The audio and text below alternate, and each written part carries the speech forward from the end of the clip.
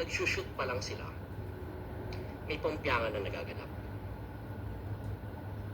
Meron na mga lihim na pagtatagpo na nagaganap behind Rico. Meron na mga pwede ko sabihin, baka may mga 15 years old na mosang na nakikinig dito. So kailangan kong alalay sa tao.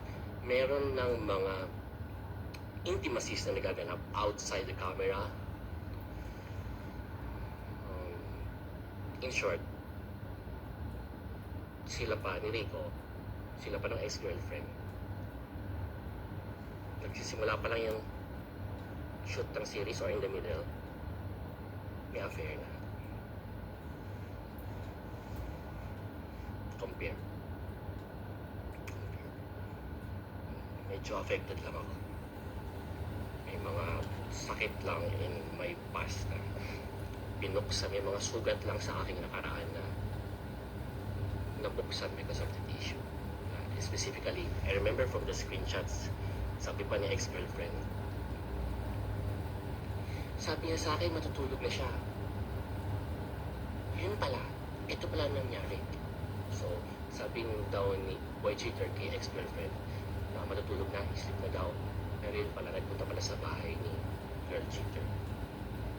So, grabe, may sakit na nabuksan or sugat na nabuksan in my past. So, sakit.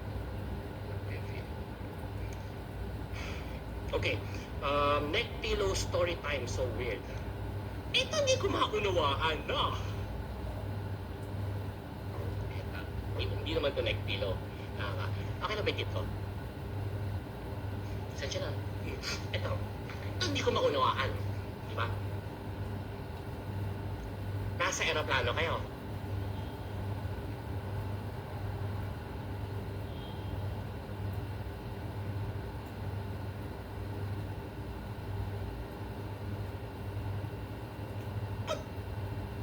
Hindi naglalag.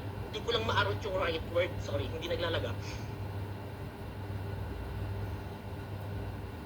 Nasa aeroplano kayo. Alam niyo, nag-cheat kayo. At kailangan niyo pa mag-selfie habang nag-kiss. Ang matindi pa na hindi maawit ng aking kukuti at isipan. Nagsiselfie habang nagkikis. May neck pillow?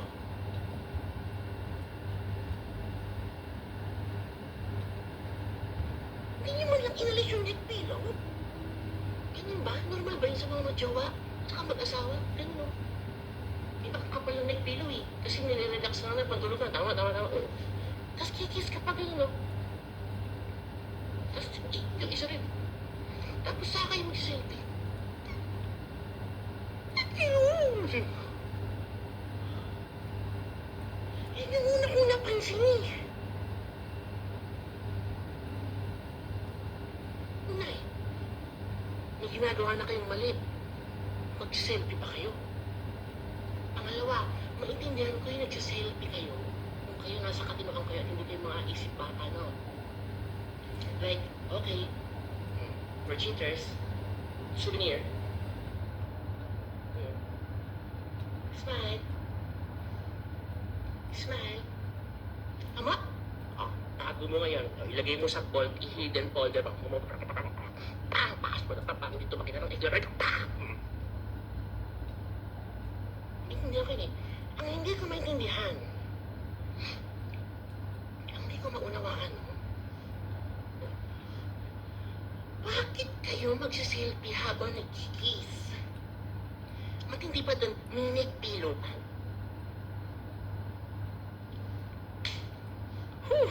Ewan ko. Nawawala ako sa tamang hulog ng aking pag-iisip. Naiisip ko yung neck pillow na yan. Okay, moving on. Maurice, affair with another artista. Ito, nahuli to ni Rico. In the middle of the relationship, there is this one instant with isang pambihirang pagkakataon na nalaman ni Rico na merong kalandian si girl cheater na isang artista, isang sikat na aktor. And kung paano kinaslight ni boy cheater sa ex-girlfriend, ganun din yung style. Wala yan! Kawork ko lang yan! Pero pinalampas. Strike one. So ngayon, yung napapansin na ni Mashonda na okay, here we go again. Pangalawa na naman to. So, parang let go na lang. Alam ko na mangyayari dito. So bottom line, hindi alam ni Rico about sa affair kay boy cheater. Kung paano tayo na-update na ex-girlfriend recently is kasabay rin siyang na-update. So it's very hurtful for him, and at the same time, parang siya nakalaya, parang, you know, alaya ako sa babaeng ito. Sarap niya sa feeling. Okay. Okay, ito. Affair with two other women. Nung sumikat na si boy cheater, ito nakausap ko talaga yung dalawang babae. Meron siyang dalawang ginawa, meron siyang dalawang chiniks, meron siyang dalawang bineng-beng.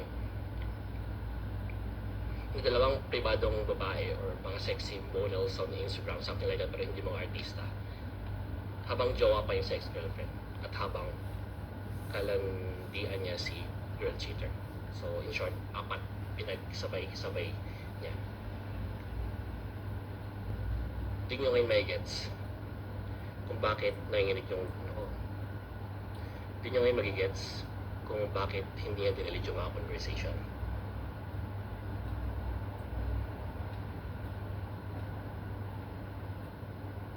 Diba magtataka ka kung nakikipaglokohan na lang tayo, pero bakit hindi mo dinilit yung konto? Bakit tinatabi mo lahat dyan? Gawain niya yun. Hindi natin alam kung para sa'yo gagamitan in the future, kung hiwalay na siya, ipang-blackmail niya, ipang-manipulate niya kay girl. Kasi, come to think of it, di ba? Kung kayo, dalawa kayong, lalo ka na may jowa ka, bakit hindi ko dinidelete lahat ng conversation natin? Bakit nakatago lahat yun? And I found out from these two women na yung conversation nila with boy cheater is nakatago rin lahat and ginamit against them. Kaya hindi sila nakapagsalita. So, doon natin makukuha yung idea na bakit hindi deleted lahat ng ito. Truth behind